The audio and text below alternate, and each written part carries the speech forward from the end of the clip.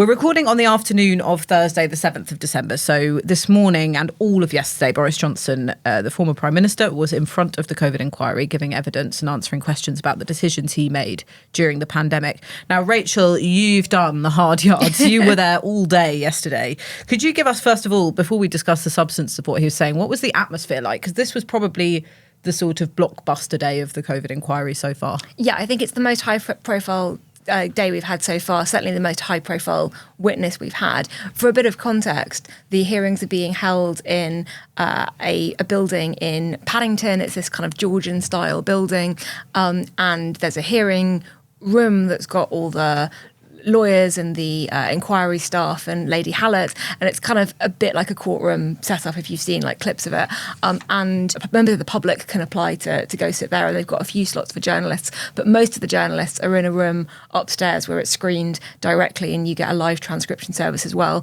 and you have to book your slots for that too, and both of these were completely booked out.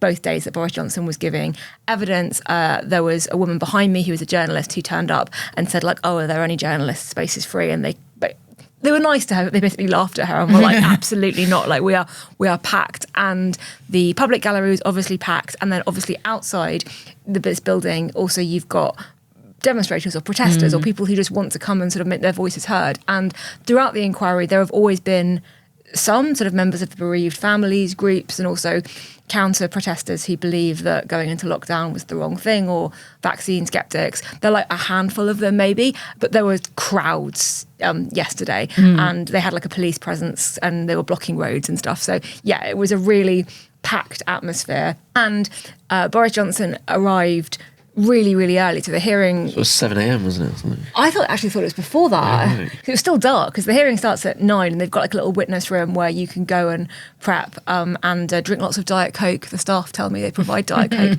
for witnesses. But yeah, it was dark when he arrived. It was certainly dark when he left. A very, very long day for everyone involved. And rightly so. What did he look like? Because, one of the things that he has done it during his career is turned up looking scruffy for things that actually where he should be showing respect to the people who are at the events. He did look scruffy. He had the ruffled hair and the sort of dishevelled shirt and tie thing going on. But he also looked kind of diminished, I guess. Like if you think about situations where Boris Johnson is very confident and at ease, you've either got him standing, doing a oratory, doing a speech, and lots of hand gestures and projecting his presence. Or, you've seen clips of him in those sort of fireside chats when he was Mayor of London and just being quizzed about casual things, kind of slouched back in an armchair, like, well, let me tell you about the Iliad and Homer. And this was... American Boris Johnson. Sorry. I'm terrible at accents. Why don't you give us your Boris Johnson? That was great. That was really good. Really good. Thanks, Freddie. And this was had to focus on a chair, very sort of tightly controlled stance, and he was fidgeting constantly. He was swiveling on his chair, and he was sort of looking up and then looking down and then not making eye contact and then going, well, no, actually it was this. And it was clearly a really uncomfortable format for him. Again, rightly so, because he was being asked some quite uncomfortable questions. But we've been told for so long that Boris Johnson is this great communicator, and that this, like, he might not be across the detail, but, getting his point across and being able to be convincing and persuasive and connect with people, that's one of his core skills. And you didn't really see any of that. Okay, so did he handle the questioning? Because Hugo Keith, the KC who does most of the questioning at the inquiry, he's got a sort of a bit of a following now, hasn't he? He's very smooth, and it's actually quite impressive watching him when you're in the hearing room itself, because he doesn't let sort of anything pass.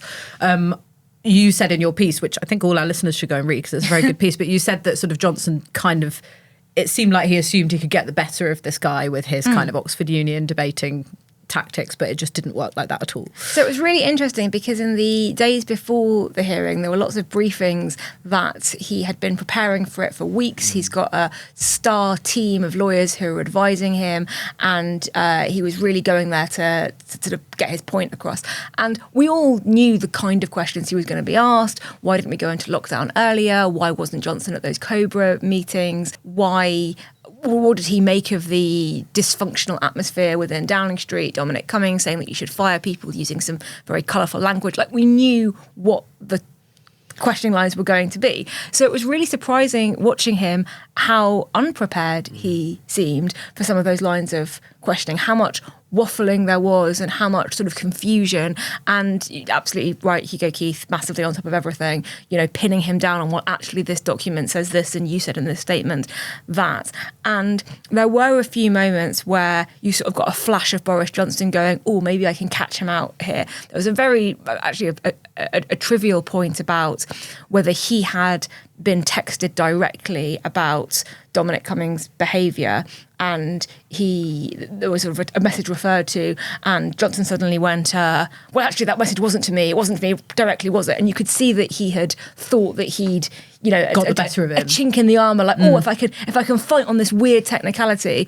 And Hugo Keith was like, look at this message on this date, which is being texted directly to your phone, in which it says this. And Boris Johnson kind of went, oh, sorry. So the attempts at doing the needling, the jabs, the back and forth, I'm going to make a sort of point of information, it's going to throw off my opponent. It's not a debate. It's not like a two-way back and forth thing. There's one person answering the questions and one person answering them. Yeah. Do you think that, I'm interested in how helpful, how much we learn over these past 2 days, because it strikes me that given the interrogations that we've had in the past 3 or 4 weeks or so, they don't really, or they're quite similar to the scrutiny that we saw during the pandemic. Because it consumed so much of our lives and it consumed the media's attention, we had data reports every single day. We had the press conferences. We had people pressing on it. We also had WhatsApp messages and text messages come out already from Matt Hancock's leak. So I just keep watching these interrogations happen and not learning that much.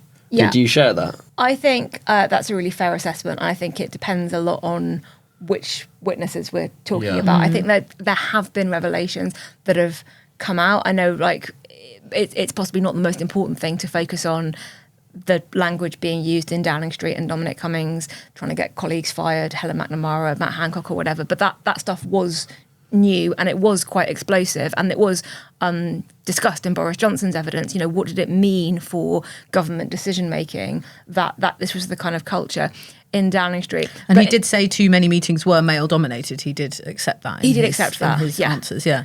Although he was also, it was pointed out to him that very rude message about Helen McNamara was sent to a WhatsApp group that he was part of and that he had read, and he had done nothing at the time to push back against that or to make Helen McNamara feel safer. But in terms of what news lines did we get from Boris Johnson's evidence, very little. I would have said that certainly Wednesday's hearing was one of the least informative I've been to, precisely because, as you say, Freddie, a lot of the stuff came out at the time, and even more of it came out in other witness interrogations before Boris Johnson. The one thing that I hadn't heard before actually referred to long COVID. And there was I was going to ask you about that, yeah. There was a bit where Boris Johnson was asked kind of how seriously he took long COVID, and he did a sort of waffling, well, I was following the science, well, nobody really knew, but I was listening to my scientists and et cetera, et cetera, et cetera. I'm not going to do an impression because Freddie will tease me about I it. think it's great. It's just, he's also half American, so. Yeah, exactly. Yeah, well, I'm channeling my inner Boris Johnson. There we go. But he said that he hadn't been dismissive about it at all.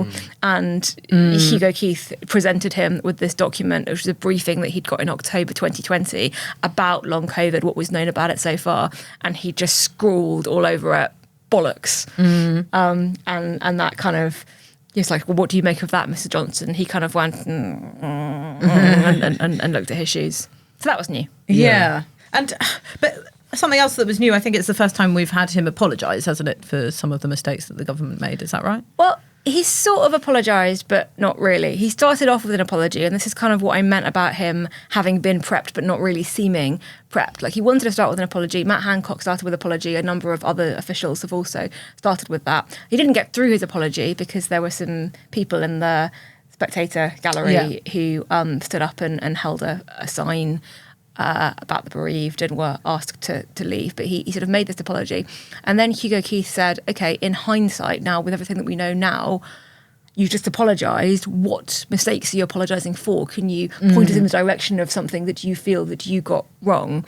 And he didn't have an answer for that. And it was all, well, we were all trying our best, and, the officials and the scientists and other governments. And so even at that moment when he was being given the opportunity to take responsibility as Prime Minister, he couldn't quite bring himself to take it. But it's interesting, isn't it? Because it speaks to what the purpose of the inquiry is. I mean, is it for Hugo Keith, this barrister, to hold Boris Johnson to account for the decisions that he made?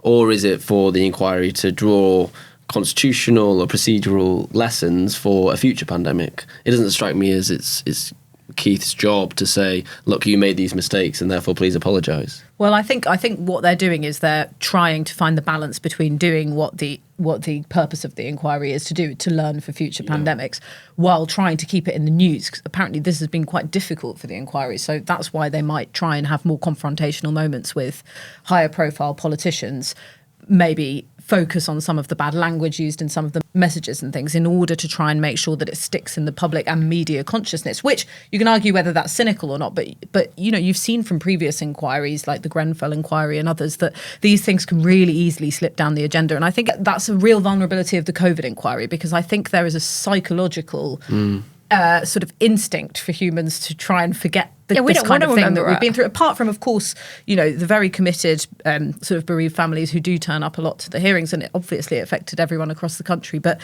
I remember writing at the time in the February lockdown about this phenomenon called pandemic amnesia, where people just don't want to remember these things. So if you look at the number of war memorials around the country, there's not a single memorial to Spanish flu victims, even though the Spanish flu killed more people than the First World War put together. And there's not even an official AIDS memorial either. There's a few local monuments, but there's nothing for the AIDS victims that would be on a par with a war memorial. And we've really seen quite a similar, I think, kind of amnesia with COVID. People do want to move on. So I think that's another, while you're saying there's no news lines coming out of it, I also think there is this collective sort of impulse to move on and try and forget the worst of it. Yeah, but I'm not sure why it's necessary for the COVID inquiry to be in the news to achieve its job. I mean, it can still produce the report at the end of it and say, look, these are mistakes that I've made, and the cabinet office should be structured in this way, etc., without it being in the news every day. I mean, it has become an exhibition of personal feuds for parliamentary sketch writers to attend and to write about, which is great. In many ways they should be able to do that, but is that the point? I mean, I don't understand why it's even to their advantage to do so. Maybe to keep it politically important, but if you're keeping it politically important for the wrong reasons, then it's not going to help their cause. Well, they're going to bring out these interim reports, aren't they? So I suppose if the inquiry hasn't been in the news at all, then the pressure on the government to respond to that interim reports and sort of take on the recommendations in those reports will be less, I think. I think your point about deliberately going for news lines to keep it in the news is really interesting, because I was only there for the first day of Boris Johnson's evidence, and that was enough. But on the second day, one of the lines of questioning was about Dominic Cummings' trip to Barnard Castle and what Boris Johnson thought of that. And it's very difficult to see how one rogue advisor breaking lockdown rules to drive up to Durham would teach you valuable lessons for how to deal with the next pandemic. I do think the wider Cummings point about the atmosphere, did officials feel that they were being bullied or that they couldn't sort of state their positions clearly because there was somebody there who was making them feel very uncomfortable and very unsafe? And is there transparency and is there a good working culture in Downing Street? That, I think, is important and is an important lesson going forward. But the Barnard Castle Durham trip, that isn't important, and I think that line of questioning was purely there, as Anoosh said, to give them some kind of news line. That's the thing the public really care about. And that is the thing, that's the thing the public really care about. They care about the hypocrisy. So Partygate will still come up when you go out reporting, maybe on the by-election trail or whatever. People will say that on the doorstep. People are still very angry about the Barnard Castle trip and Matt Hancock breaking the rules, having his affair during the time when the rules that he had made were in place. So I think the hypocrisy really does wind people up. I mean, you've seen the reaction from some reality TV contestants to Hancock when he's been on programmes and stuff. That is still very fresh in people's minds, and I think that will, have a marginal electoral impact still, because it really does. It came up in Tamworth in the by-election campaign when I was going around there, and that was, quite a few years on from this. And that brings me on to sort of one of my questions, which is how do you think this could, have an impact on on the election or on Rishi Sunak's sort of standing, because he's meant to give evidence on Monday. On Monday, yeah. I mean, I think it won't make a massive difference. There are other things going on. I mean, this week we've had the Rwanda treaty, we've had the Rwanda bill. I don't think the inquiry is the most important thing in politics at the moment. I think you're right, Anoosh, to say that people resent the Conservative Party, Boris Johnson and number 10 at the time, for the hypocrisy. But Boris Johnson is no longer in power, and also I think that's sort of baked in. They already feel like that. It's not as if dredging over what happened and going through the private conversations of advisors is going to make them more angry than they already are. I think it's interesting that so far the individual politicians haven't gone for each other. You had obviously Dominic Cummings going for everyone, but Matt Hancock was kind of offered the opportunity to blame it all on Boris Johnson, or to say that he was stitched up by colleagues. He didn't take it. He didn't say anything too negative about Eat Out to Help Out, which is obviously Rishi Sunak's big scheme. When he was Chancellor, Boris Johnson was asked about Eat Out to Help Out and said he didn't think that it was particularly detrimental, even though Chris Whitty has said otherwise. He was also asked about Matt Hancock's performance, because he's been criticised a huge amount, and there have been suggestions that Boris Johnson sort of thought he was weak and ineffectual at the time, but kept Hancock in place. I think this is a direct quote from Valance, as a sacrifice for the inquiry, or that was his speculation. Anyway, and Boris Johnson said, no, he thought that Hancock was doing a really good job.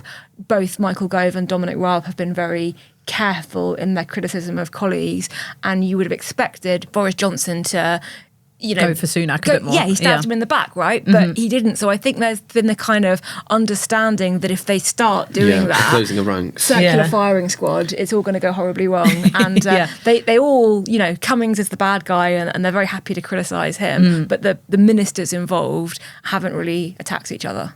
But we have had a few sort of revelations about how they saw Sunak's attitude to the pandemic. Like, I think he was called Dr. Death in one memo. And I think at the time, the public wasn't aware that Rishi Sunak was very much one of the drivers in cabinet for opening the country up quickly. Obviously, he would be. He was the Chancellor, so the economy was his main priority. But I don't think he had that... I don't think he had that reputation. People quite liked him, didn't they, at the time? They really liked him. He was one of the most popular politicians in the country because he was handing out money. So I think maybe, I agree with you, Freddie, that it's not going to be the top of people's focus. But I do think if more revelations come out about sort of how he wasn't as concerned about, the loss of life as he was about the economy, people might be quite surprised and think, oh, that was the guy who kept us, I thought that was the guy who kept us sort of safe or out of economic crisis during that time. I do think that Sunak's very conscious of trying to create both of these impressions. During the pandemic, that he cares a lot about people's health, and also since then, now he's recognised that there's a large section on the Tory right who are extremely sceptical of lockdowns. He's realised that perhaps I need to play up how critical I was of locking down the country during COVID. I think you might see that on Monday as well, and you see him trying to unify his party behind the fact that he was actually trying to resist some of Boris Johnson's overzealous lockdowns during the pandemic. Wow. I think you might also see him use the lines of questioning at the inquiry to make a wider point about his handling of the country and the economy at the moment. We're in the position that we are now because of X billion that we spent on X, Y, Z, and I'm going to do an impression now, Freddie. Please. And it was right for us to do that. But that was good. I mean, that is the way you had the kids' TV presenter. I'm talking about a very serious topic now for all of us. But one of the things that he hasn't been very effective of doing, given the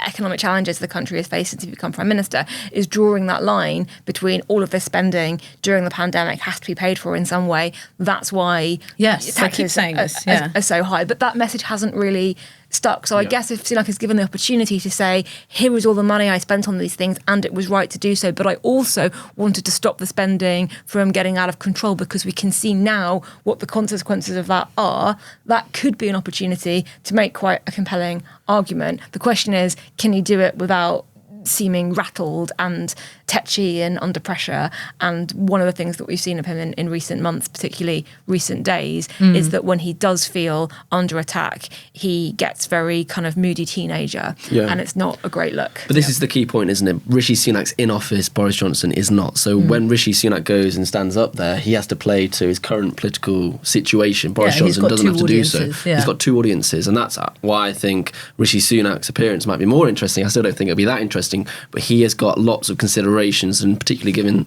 the dire political situation he finds himself in and the disunity in his party, the speculation now that there's more talk about leadership challenges, as there always have been for the past 2 years, I must say, in the Tory party. He has to use every single opportunity he has now to try and speak to his party and to the public as well. Yeah, so Rachel, will you be back in the committee room on Monday? I think we should send Freddie. I think he deserves a turn. Thanks so much for watching. We'd love to know what you think. Please make sure you leave your comments below. And if you enjoyed watching this podcast, you can watch more of our videos on our YouTube channel. And don't forget to like and subscribe.